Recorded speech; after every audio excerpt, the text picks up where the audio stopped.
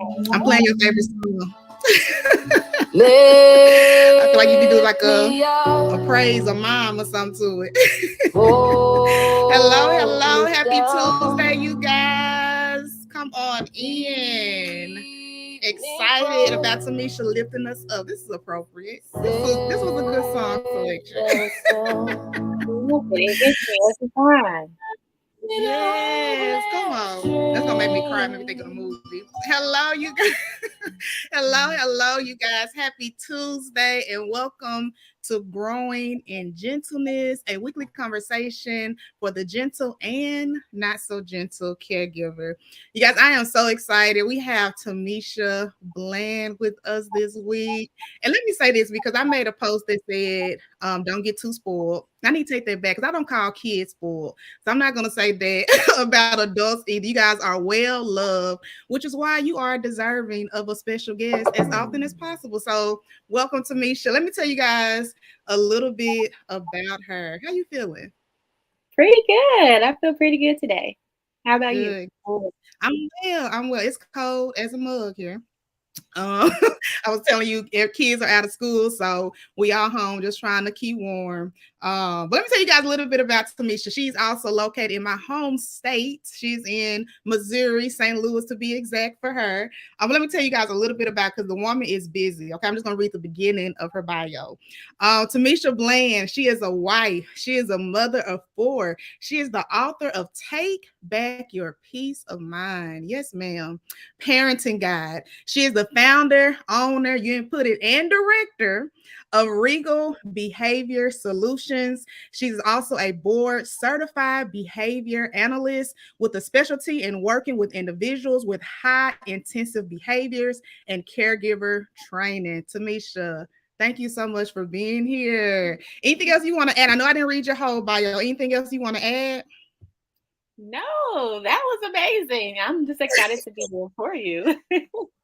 Yes. Thank you so much. And if you guys saw the post, you know that today Tamesha is joining us to provide proactive behavior strategies for the parent who may be raising neurodivergent children. All right. So important, such an important topic. And so we're gonna jump right in. We're not gonna prolong, we're gonna jump right in. And so I think it's important that we define, right, some things just in case a parent is not familiar. So can you define what does it mean for a child to be neurodivergent? So for a child to be neurodivergent, it's the way that the way that they define it is differing in mental or neurological function. So you have like your atypical and your neurotypical type of kiddo. So basically just thinking differently. So rather that's being diagnosed with autism or ADHD as a kid or as an adult. Um, those can are having reading disabilities that those kind of classify as neurodivergent. Thank you. All right. So we usually have neurodivergent and neurotypical. Are those the correct way? That's how I say it. I hope it's the politically correct way in your particular world. And so I like the way you define it, though. Basically thinking differently, whether that's a child or an adult, but they usually or can come with the diagnosis like you named. Autism. Did you say ADHD as well? But Mm-hmm. ADHD as well. So yes, okay. So thinking differently. And I think this is super important. And I'm not going to ask you this right now, but I do want you to hit on it. And I thought this was a super important topic for this conversation because, I worked in the school system for many years and worked with a lot of parents. And then even with my own practice, with parenting for the culture, talking to parents who feel like, well, gentle parenting, that's not for my child because they think differently, right? Because we have this diagnosis that isn't appropriate because I can't do that with them. And so I wanted us to talk about that. Like, is this a realistic expectation for a child who may have neurodiverse needs? So we're not going to answer that now, but just keep that in mind as to why we're having this conversation. But again, I want to make sure we're all on the same page when it comes to a lot of things we have already said. So we said you are a BCBA. Can you break that down for the listener who may not be familiar? Of course. So BCBA is the short version of Board Certified Behavior Analyst. And what we basically do is we change the environment to help modify behaviors. and teach new skills and new behaviors in a more sustainable way. But we only do it for behaviors that are socially significant and improvement. So if it's something like flapping, that's not something that we work on. Like if they're excited and they left it flap, then so be it.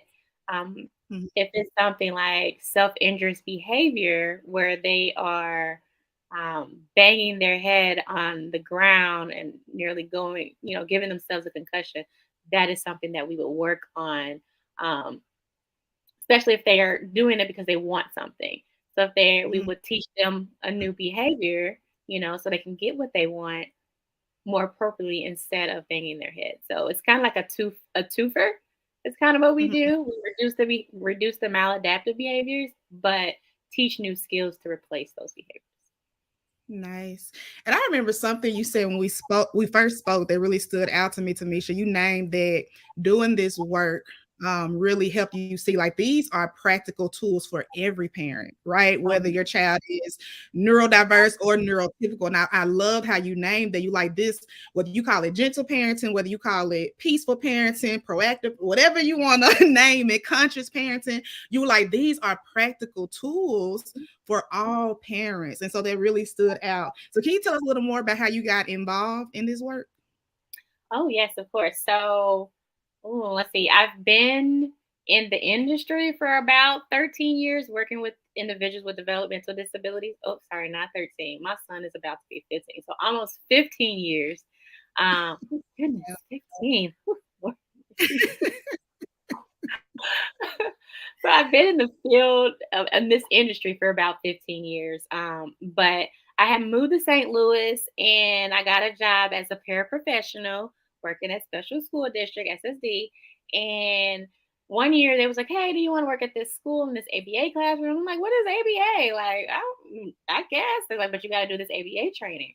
So I go in and do this ABA training. It's about two days long, and it was crazy because she was teaching us all these different strategies and these techniques to help kids learn effectively while using it to teach us these skills. So it was like, what in the world you're teaching us by using the same thing? And it Mm-hmm. threw me. And then I was just in awe. Like I fell in love with it. And so on the last day, I was just like, "Hey, what's your job title?" And she said, "Board Certified Behavior Analyst."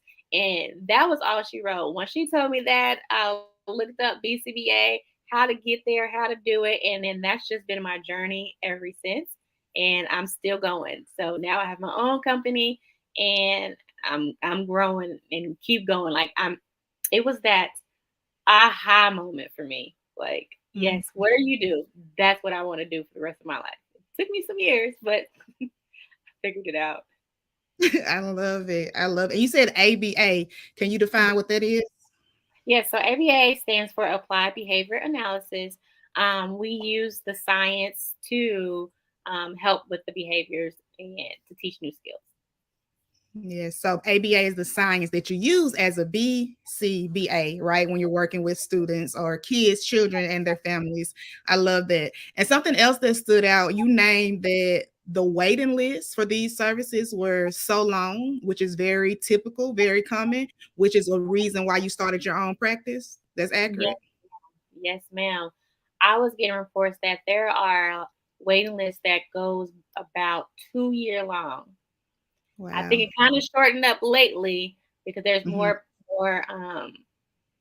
more people popping up. But now that there's kind of like a shortage in staff, it's kind of like delayed in a sense. But the wait list to get an ABA services is pretty long in a lot of different organizations. And so I was like, you know what? This is what I want to do. Let's do it. I love it. I love So it. So let's talk about that question I mentioned earlier about the parent who may be raising a child consider neurodiverse. What would you say to that parent who struggles to see how this idea of gentle or conscious or peaceful parenting is appropriate for them and their child? I would say to list out their reasons why. Mm, Identify what it is that's keeping them back. That would be the first step. So if they say it's not going to work, well then what are those reasons? And then let's go through those reasons. Because when I think of gentle parenting and proactive parenting, as well as doing ABA, it's mostly about prevention, proactive, being intentional in what you're Mm, doing. And if there's some things that you're like, oh, that's not going to work. Oh well, let's talk about it. What are the barriers? And that's an intentional moment. That's a proactive moment. This is a barrier. Then how can we remove those barriers? How can we pivot? How can we make that barrier into a benefit? And it's mm, just having somebody that you can have that conversation with to help you move forward might be the key. You might be the key component that you're missing. Um, but being intentional is the biggest part of what we're doing with our kiddos. And like I said, it doesn't have to be a neurodivergent kiddo. It can be anybody. mhm, I use ABA on my husband. I use it on my kids. I use it on everybody, on my staff. Like you can mhm. use pretty much any strategy for anybody. And Okay, some you of got to them, give us an example of that though, Tamisha. okay, so let's say your kid has a tantrum because they have to do homework, right? Rather they're neurodivergent or neurotypical, it's math time. They got to do their math homework, right? And they're throwing the tantrum, and that can look at different ways. They can either withdraw, get anxious, or they can throw things around, tear up their paper, do whatever, whatnot, right? So that's the scenario. Mhm, What you're going to want to do is you want to want to try and figure out what are those signs that let you know that they're about to have that tantrum.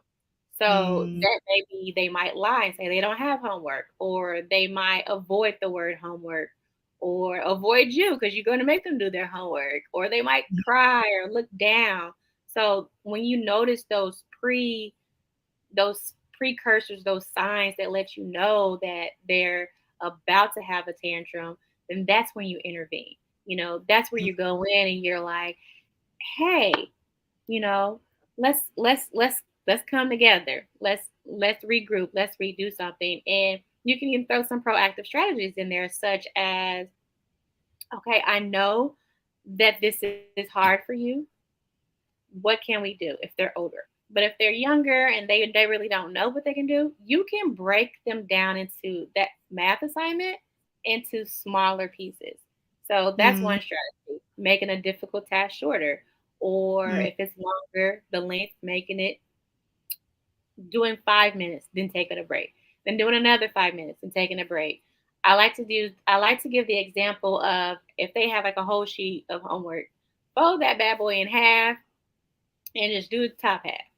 Take a break and mm, then we'll come back and do the last half. Or you mhm, can even do something as, hey babe, let's circle all the even numbers and do all mm, the even. Um, mhm, if they're always having these issues, talk to the teacher. Like, hey, this homework is just too much. You know, can we do half of this today and then the other half tomorrow? That's also an opportunity to collaborate with your teacher. Are you seeing this at school? So it's another intentional, proactive moment. That kid might be having issues at school too, and the teacher's probably writing them off like, oh, they just having a behavior. No, the work is too hard. Let's mm, work together on this. mm, So those are some prevention strategies for that. And there's another one to go along with that. So yes, we can prevent the behavior from happening and by jumping in at the beginning where you see those signs. Um, but you're going to want to teach them what to do instead. So instead of that withdrawal or instead of that tantrum, you might want to teach them how to get out of it appropriately. Mom, this is mm, too hard. I don't know how to mm, do it. Mom, can I do it later? Mom, I mm. really don't want to do it. Being able to communicate. Like I said, I always say behavior is a form of communication. That kid don't Yeah, want to do it, right? yeah, Too mhm, hard. But I don't know mhm, how to say it's too hard. So I'ma scream and shout and tear my paper. mhm. That's how I'm saying it, right? That is how I'm communicating that it's too hard. Yes. It's too hard. Yeah. Like I tell my staff, I tell my parents, behavior is a form of communication, and we have to Mhm. figure out what are they trying to communicate and teach them the appropriate way to communicate that.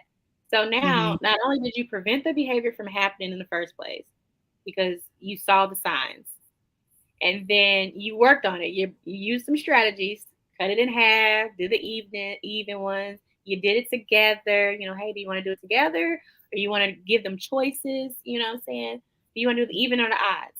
That's my other favorite proactive strategy, using providing choices. My favorite Right. actually. Yes.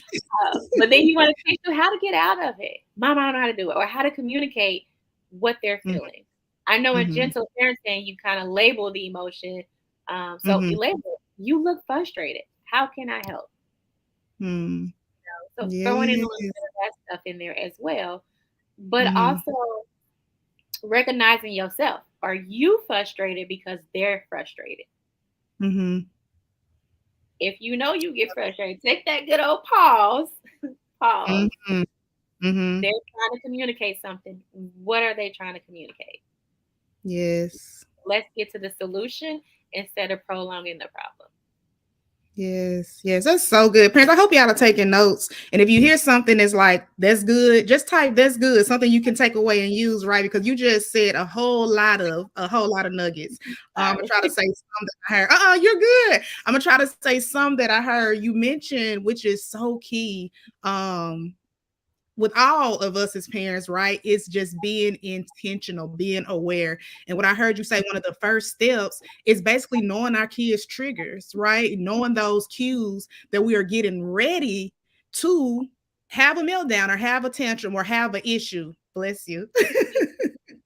Bless you. But knowing those cues, right? And I think a lot of times we're trying to put the sprinklers up when the house is already on fire. And it's like, no, we need to do that sooner, right? Because at that point it's too late. But when we become aware and know those cues, know those signs, I love how you said we can intervene sooner before it gets to that point, right? But that takes being present.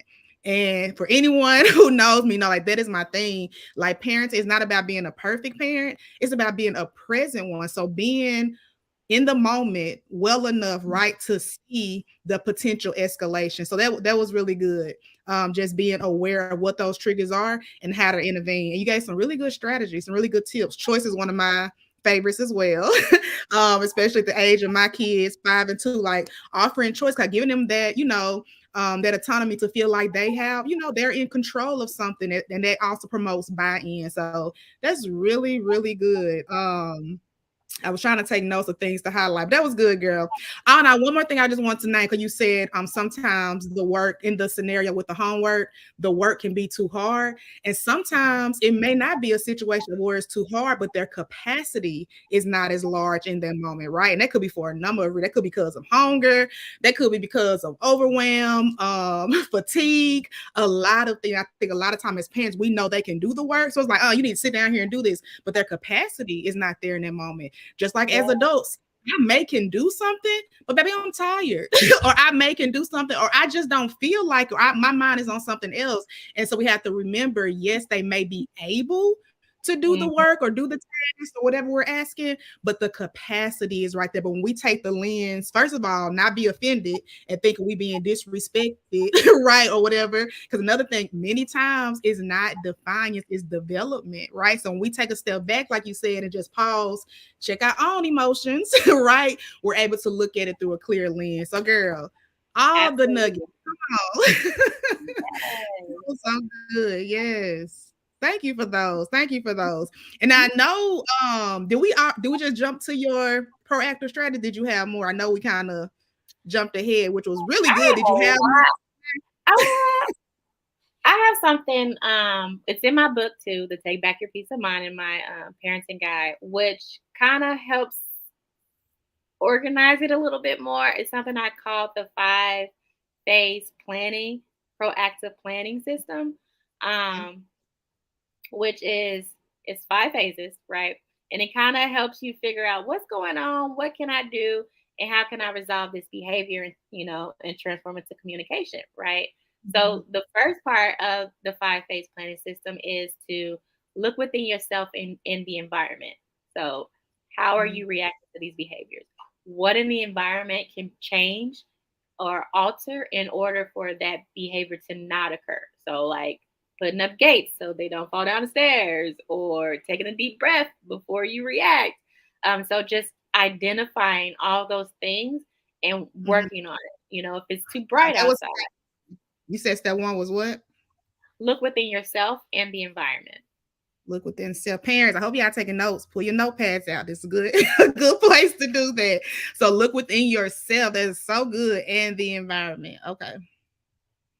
And that kind of also goes with um, the mindset you have about behavior. The biggest thing about mindset about behavior is if you go from the lens or the mindset that behavior is a form of communication, then Mhm. you'll be able to set yourself ready and set your kids ready to keep going and solve this on your own. Um, Although Mhm.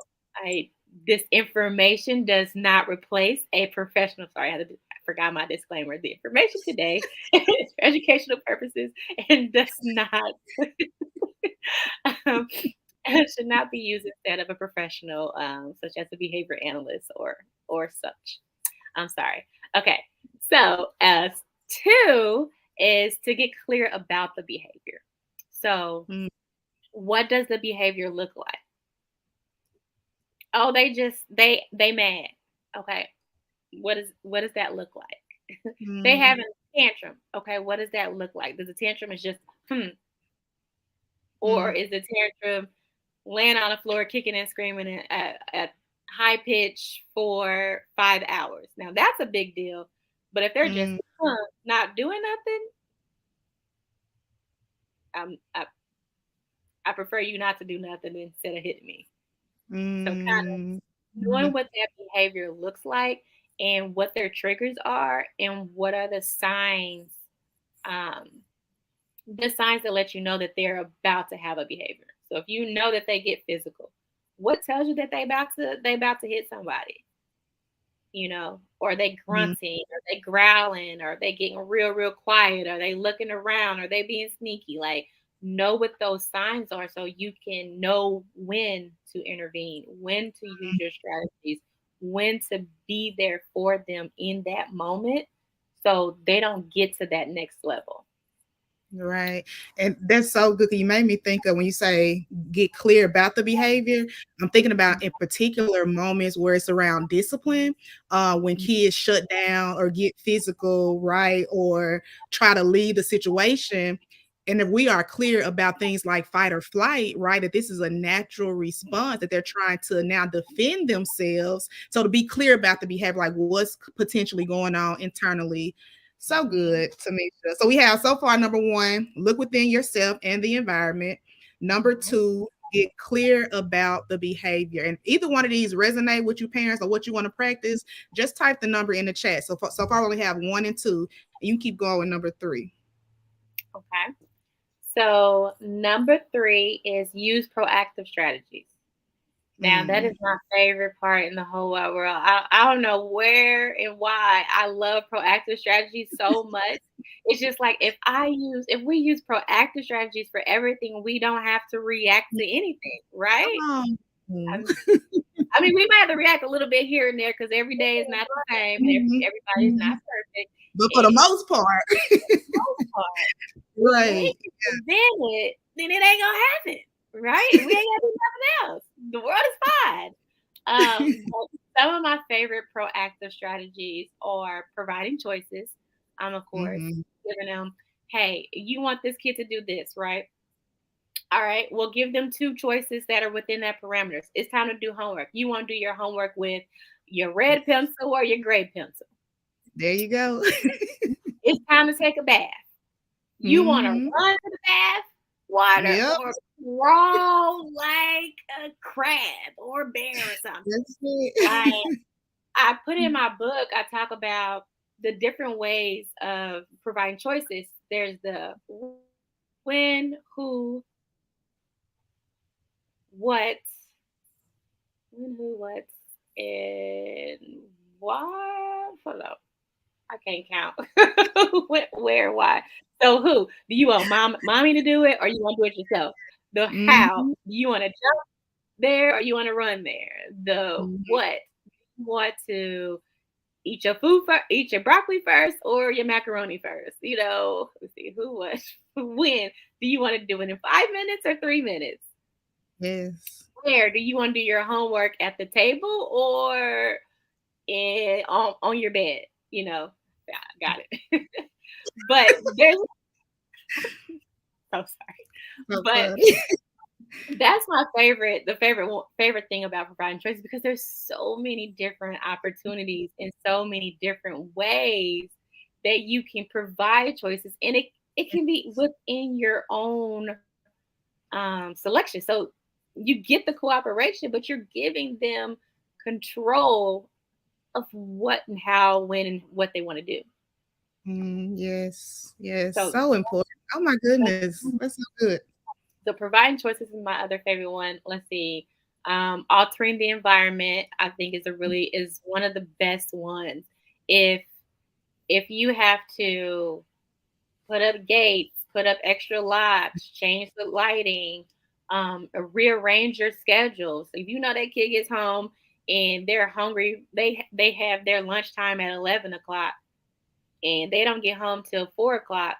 But then they got karate and ballet or basketball practice after that. And then you want to ask them to clean that room in between there. Make sure that baby get that snack and change it around. And don't give them karate. Don't give them basketball. Change the days around. So altering your Yes. schedule, changing the environment. If you need to move some couches around because you know that they always jump, hop, and skip. I work with a Mhm. lot of people who elope, so I'm always changing the environment around. Mhm. Or if you know that they're sensory loving, you know what I'm saying? Get them a rocking chair. That's it. They like rocking, get them a rocking chair. Mhm. Find somebody they got one or makeshift. Give them a ball and let them rock on the ball. Or Yeah. there's so many different ideas for that. Let's see those two, and then my other favorite is priming. And basically, what that is letting them know what's about to happen, when it's about to happen, and how. Mhm. So, like, hey, maybe they're on their tablet. Hey, babe, you got 5 more minutes on the tablet. Then it's going to be time to um, go take a bath and get ready for bed. So, just Mhm. giving them that warning that it's about to happen. You know, Yeah. That not transition is important. That is a big deal, right? A lot of time we see those big explosions during those transition periods. We have not prepped them or primed them, like you say, for the transition. We like to incorporate the timer with that also. So the choice, how much time do you need, right? Would you like 2 minutes, 3 minutes? Of course, that. our oldest, she's to the point where she know the higher time, right? So she's saying the higher time. We set the timer. That's important too. If we say the time, right, but don't set the timer, now we're not really creating that boundary and showing the structure. So set the timer, and then that helps with the transition. So yes, well, like my friend said, hey Alicia, she said, you dropping gems, girl. You dropping gems, Tamesha. We appreciate you. Listen, I'm trying. I ain't got that book. Go get the book. But it's all in there. I want to say I probably have maybe like 25 proactive strategies. The timer's in there. The providing choices is in there. But priming is super important, especially for that transition, because if that kid is playing the middle of a game, then all of a sudden, time's up. Let's go do this. Well, Listen, I know if I don't you like to were in the middle of something, right? If you were in the middle of something and then some kid or your boss said no, close your computer, go do this right now. mm, But I was doing the work you told me to do. Like what? mm, You all discombobulated, right? Like mm. you feel I'm rushed, you get anxious a yeah. little bit. Mhm.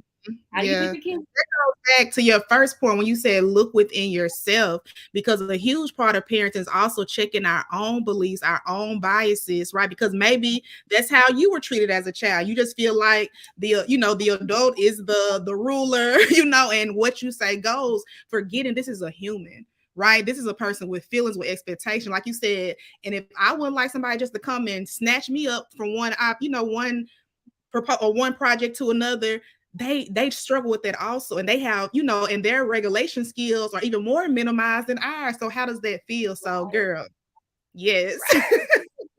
Yes, yes. What we And on, girl? Girl. I hope I'm y'all sorry, are I'm y'all, are I'm y'all taking sorry. notes? It's so many proactive No, strategies. It's my favorite. It's my favorite. It's my favorite. There's that's so good. many. There's so many. But I'll keep going. I'm sorry. Okay, so No. number 4. Number 4 is teach alternative replacement behaviors. Mm, So if your kid is hitting, right? You might have used the mhm, proactive strategies to prevent the hitting by giving them choices or whatever. When that, yes, that's all amazing. And like I said, I love my proactive strategies, but you can't stop something from happening forever. You have right. to teach them what to do instead. So I Mhm, never, ever stop at proactive strategies. Yes, I right. can lock that door, but what if that door is unlocked when I'm not here? That kid's going to Mhm, run on out. So I have to teach them what to do instead. If you want something, you can come and ask mommy. Um, yes. if you are tired, or instead of screaming bloody murder that you're tired, I might teach you to ask for a story or ask to be held. If you want some attention, instead of just being all in my face or hitting that your peer, I'll teach you to tap their shoulder and, hey, can you play with me? Mm, So instead of just proactive strategies, which I love, I'm telling you, it's the best thing since sliced bread, we still have to teach them what to do instead. yeah. And the biggest thing is communication. You know, Mhm, can I have a break? Can I get out of this? I always tell my parents that the best thing you can do for a kid that doesn't want to do anything that you tell them to do is to teach them how to get out of it. mhm.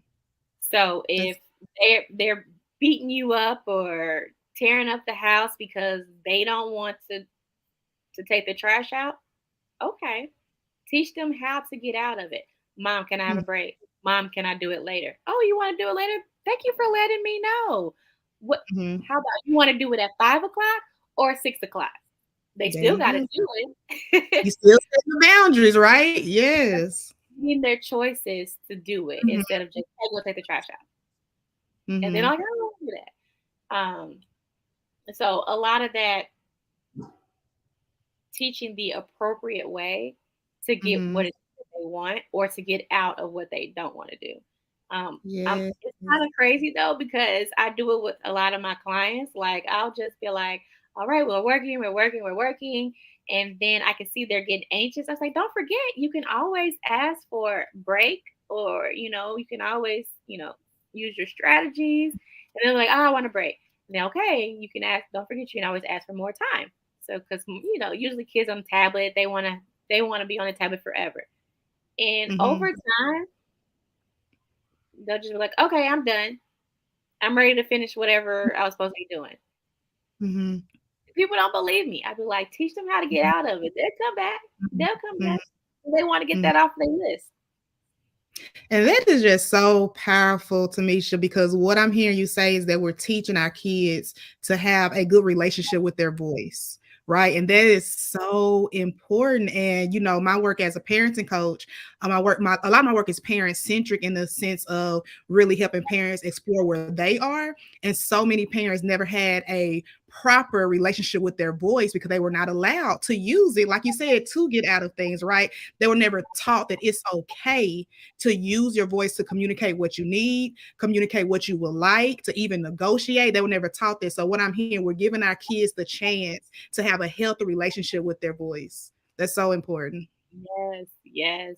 And it's amazing because you don't really think that they'll come around and do it because you're like, what if I teach them how to get out of it? Then they ain't never gonna do it. Well, you provide them choices within the range, Mhm, but they'll also eventually they're just like, okay, well, let's get it done. What are they doing it for though? mhm, Is it important? If it's mhm, something super important, you're going to make sure it gets done, but we can do it in a way that's appropriate, mhm, but that gives them a little bit of control. mhm. and that teach them how to communicate ongoing, not Mhm. just only in the moment. Mm. And just one more pen to put here, because this is super important. Tamesha, everything you just named in this step number 4 about teaching alternative for replacement behaviors, that's discipline. That's discipline. And so I know this is not, the quote unquote topic for today, but I think that is so important because a lot of times we're punishing kids for behaviors versus disciplining them for, which is to teach them the things they need to know so they can make better choices next time. Punishment says, I'm gonna make you pay for making a mistake. Discipline is, let me teach you the missing skill so you can know how to handle this better next time, because it will be a next time, right? So how are we teaching those skills? So literally everything you just named in step 4 is discipline. So good. So I good. love that you made that connection because I didn't even think of it that way. Mhm. I love that you made that connection. I'm gonna have to use that. I'm gonna use that. Yes, ma'am, baby. That's discipline, and I love it. All right, if y'all still with us, I know y'all are taking your notes. I see you, cousin. My cousin Tara says she is taking her notes, baby. She in there. But we You have have to. review the 4 real quick before you hit on number 5, Tamesha. And parents, if it's one that resonates with, just type that number in the chat. So review those 4 really quick. Okay, so the 5 steps to the proactive planning system is look within yourself and the environment. 2, get clear about the behavior. 3, use proactive strategies. 4, teach alternative replacement behavior. And the last one is practice and reinforce. Mm, Practice those alternative behaviors when they are not in the middle of a behavior, when they're yes, relaxed and happy and engaged and yes. have fun with it. You want to teach your kiddo how to ask for more time, how to use their strategies. Like, okay, when you're upset, I want you to start taking deep breaths. Let's do this Mm, together. You can be in the car and be like, okay, let's count with me. Take some deep breaths with me. Let's do ground 5, 4, 3, 2, 1 breathing, grounding exercises. Let's yes. do let's let's practice, a lot of different things. Let's practice asking for help. So let's you be me and I be you. Let's role play. Oh, my back hurt. I can't get up and do nothing. Then what do you say? Can I have some Mm, help? Yes, that's what you exactly say. And then you get excited, amped up, just have fun. It's an opportunity to be present, to be engaging, to have fun. And the more fun that they have practicing, the more that they remember why they would do it. If you're giving them scenarios and you're role playing and you're making that funny voice and they're all into it, trying to act like you might open up some other doors if they're acting like you and it don't look right. So just throw that in there. You might want to go back to number 1, but it's super fun and it's only like maybe 1 or 2 minutes out of your day just to practice those things to um, help get that behavior out of there. I don't want to see no more tantrums. All right, well then let's practice on what we do when we in this situation. You know what triggers this kid. Okay, well let's talk about a situation which they would be triggered. Let's practice mm, what, and then reinforce how they want to be reinforced. Not every kid likes stickers. Not every kid like candy. Not every kid want to do the same thing that other kids want to do. Some kids mm, they just want to be in your face. Some kids just want high fives. Some kids want extra time on their tablet. Some kids don't want to go to church. Some kids don't want to eat their green beans for that night. Like reinforce something that in a way that they want to be reinforced. So that goes back to knowing your kiddo or just asking them. Hey, we mm, did such an amazing day. Amazing job practicing. What do you want to do today? Maybe they mm, just want one time with mommy or daddy. mm. Girl, that's so good. And so when you name practicing it outside the moment, like that is super important because like that's actually building that muscle memory, right? Because when they're in that moment of tantrum or chaos, literally the learning part of their brain is offline. So they're not Okay. learning in the moment, but to do it, to practice it outside of the heated moment, now we're actually learning. Now we're actually making those, neural connections in the brain to actually remember this, to pull it out in those emergencies, right? In those tantrums, in those panics. So that is super important to practice it outside of the moment. I love that. And I just wanted to name for us when it comes to reinforcement, like one thing we're really big on is building our kids like Mhm. internal motivation. And so we don't resort, to things, not saying it's bad, like again, parents have to decide for their household, but like when it comes to like things like sticker and think Yeah, treats for doing, I like that.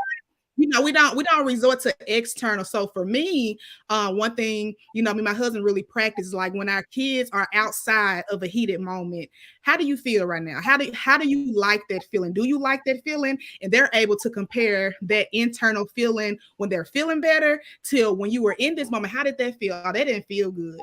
I didn't like the way it made my stomach feel, or my heart was racing. So now they are able to compare the two moments to have that intrinsic motivation, right? Which is reinforcing which place they like to be in. And so I just wanted to share that if any parent, who maybe like myself and really don't use things like that, just to how to build that intrinsic motivation by helping the kids identify their own emotions and see which one they prefer, right? Which one they prefer to move towards. So yeah, thank you so much for sharing it. So good. I was going to say, if anyone wanted to, ask some questions while we have Tamesha, feel free to drop it in the chat. If we're able to get to, we will. But ma'am, you have dropped all all the gems. Is there anything else you wanted to share?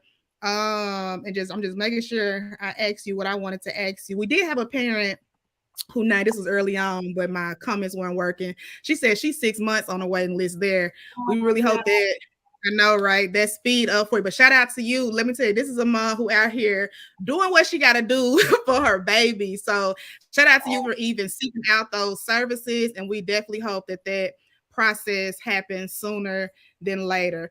Tamesha, for Mhm. anyone else who is looking for services, can you give them a little any insight on how to go about doing that? How do they know they should be a candidate for that? Anything you want to speak to on that? Okay. Um, let's see. If you're looking for services, see if you can get a list. If you're going through your regional center, they should have a list for you. You can go through the diagnostic centers. So wherever you got your kid evaluated for autism or something like that, they would have a nice referral list and go through the list and start calling, be like, hey, um, do you have a spot or any availability for such and such kid with autism. And that way you'll know if you can get on their list or if they have any availability. So most of my parents, they just call down lists, or you can call your insurance company if you have insurance. But if you have insurance, if you want to use your insurance, you would have to have an autism diagnosis at the moment. We're in the background, we're trying to work on it not just being autism, in order to get ABA services covered through your insurance. But Mm-hmm. it's not there yet. Some people are successful with it, but a lot of insurance companies aren't going for it. But if you have DMH funding, like through the Medicaid waiver, that's another way to go, because I also provide services to individuals in supportive living homes, um, hospitals, schools. Um, so a lot of people use DMH funding for that. Mm-hmm. What else? I would suggest joining parenting groups, finding a parenting coach as well.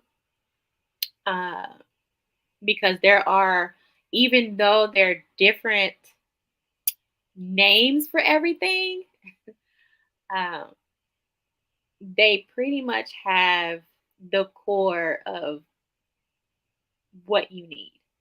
Hmm. I don't know if I'm making that sound right, but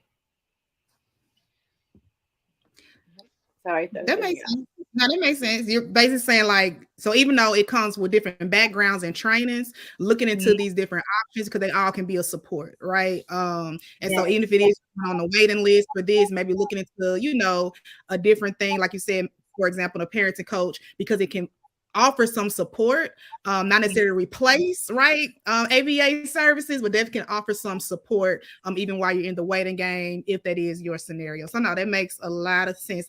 I do see a question I'm put on the screen for you, Tamesha. Okay. It says, any tips for the transition home after school, release of bottle up energy, and transition into evening needs such as homework, reading, etc. We are constantly struggling with this as she is bouncing from one end of the house to the other, and we literally only have 2.5 hours between getting home and bedtime. Hmm. Is there a way to increase those hours in between? Increase that 2.5 hours? If there's a possibility to increase, like, is there anything that can change to give her more hours? But other than that, to transition from school to home to homework, I would throw something in there that's more preferred. Mm, So, what is it at home that she can do for that she can look forward to when she get home that's going to give her all that energy out? So, rather it's like time on a trampoline, time at the park, you got 10, 15 minutes to do this and this and this, and then do her homework. Or it can be right after homework. Like, all right, so we're going to get home, we're going to do our homework, and then right after homework, we're going to do trampoline or the park. Does that make sense? So having something rewarding after, like, really homework or before, okay, kind of really depends on your kiddo. So if your kiddo was just so full of energy and it's not that she don't want to do homework, she's just very active, well, get that active out. I know you only got 2.5 hours, 2.5 hours to do what you need to do, but if that's what she needs to do for herself and her body to self regulate, then I would suggest doing it. Put a mhm, time frame on it, then transition into that homework. Um, but it kind of depends on your kiddo. If the kiddo don't want to do homework, then maybe the trampoline in the park after homework. mhm. Yeah, and I'm thinking about what you mentioned earlier, Tamisha, about the increments. I'm wondering again, different things for different kids, because some may get too hyped up, and it's a issue with focusing on the homework for that time period of time, amount of time. But I'm wondering what the increments could look like. Are we going to do 10, 15 minutes of this to kind of get this energy out? Then we're going to set this timer to see how far we can get in our homework. Then when this goes off, we'll get a little more energy out. But again, that depends on the child. For some, that'll be perfect to get it out, being focused, but some they'll be too hyper, right, to even come back down. But maybe consider trying to. That's the thing about tools, you guys.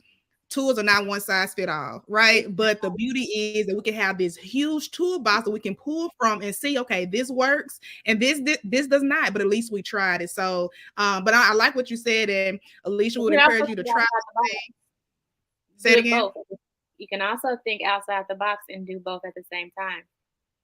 If it's Hmm. just 9 plus, if it's what's 1 plus 1, okay, jump up one time and then your sister jump up one time. How many times did both of y'all jump? Hmm. So maybe you're doing the homework verbally, and then she's Hmm. acting it out. You Hmm. know, That's um, good. so Those it's modifications and accommodations. That's good. Yes. And we've had moments where, so our daughter, she's in pre-K, but she brings home work. And we don't force the work. And I love her teachers. They are so accommodating and understanding. Like if she's tapped out, she tapped out and we don't force it. But it's sometimes she'll want to do her math, but she doesn't feel like writing it. So I will write it for her, and communicate. We know she can write it, right? But in this moment, that was her capacity. And this is how we modified it to make sure it still got done. And that's just how it is. So using those different, like you said, like those modifications, and keeping it big picture, right? I love that. That's really good. yeah, modify it and Um, have fun doing it. That's my thing. Have fun. When I send that's the it. staff out, I'm like, listen, yes, we got programs to do, but do it while having fun. That way they Mm, remember it better. That's so good. That's so good. Look, I know we have just been talking. I told y'all before, I'm not gonna tell y'all no time limit because we're just gonna flow. If you can't stay the whole time, come back and join. But we are gonna get ready to wrap up. Tamesha, I have enjoyed you so much. Parents, I hope you guys were able to grab some nuggets because she dropped so much good stuff. And I know she even brought a gift for you guys. Look how she's so sweet. Tamesha brought a gift for everyone who is listening, and I'll let you tell us about it. All right, so my beautiful gift here on the screen. I wrote an ebook and it's free for all who are listening. It's the first steps to effectively change behaviors. Um, we, I know everybody doesn't have educational or social work or behavior analyst background, but we're parents first and foremost. And there's no book, no manual, no nothing that tells us what we need to do and how to do it. So we're just out there finding what works for us. So what I found through what I've been doing is that there's a mindset that we should. I want to say should, but there is a mindset to changing behaviors that I feel is super important. And that's behavior is a form of communication. And if you agree that behavior is a form of communication, I suggest reading this book as the first steps to that 5-phase planning system that I gave y'all. So for that 5-phase step planning system I gave y'all earlier, read this book. Yes. And Tamesha said, if you agree, I would even argue, even if you disagree, that behavior is, communication. Even if you disagree, read this book to see if you feel the same way after you read it, right? Because it is no question that there is reason behind behavior. So if you do disagree, I would be curious to know if the points in this book, help you further in your disagreement or begin to change those thoughts. So either way, I believe it will be a great read. Encourage you guys to check out that free ebook download. Tamesha, thank you so much for even making that available. Because again, just based off those 5 nuggets, the book is fire. So yeah, check it out. And again, that's on the bottom of the screen. You go to www.thebehaviorcoach.com. And I'm sure you'll be able to also sign up to join Tamesha's listserv to stay updated on all the amazing things she has to offer. And I apologize, I did not get a picture of it, but tell them where they can find your book that you mentioned also. Oh, yes. My book, Take Back Your Peace of Mind. It's on Amazon. So if you just put in Tamesha Bland, it'll pop right up on Amazon.com. And it's something you might want. It's also a workbook within it. So it's not just read it. It's we gonna do this together. Come on, work. You better do the work. We gonna do this together. I'm not just going. It's not a book that's just like here's all the words. Just read it and you'll know what to do. No, it's we gonna hands on. Let's think about this. Let's create a plan. So by the end of the book, you have a proactive parenting plan on how to handle the behavior in question of concern. Yes, come on. So if you want Tamesha in your house next week, go ahead and order her book, and she can literally walk you through this in this book/workbook. I love that so much. Tamesha, thank you so much. It has been such an honor to have you here. Look, I'm like MIZ. Oh, you.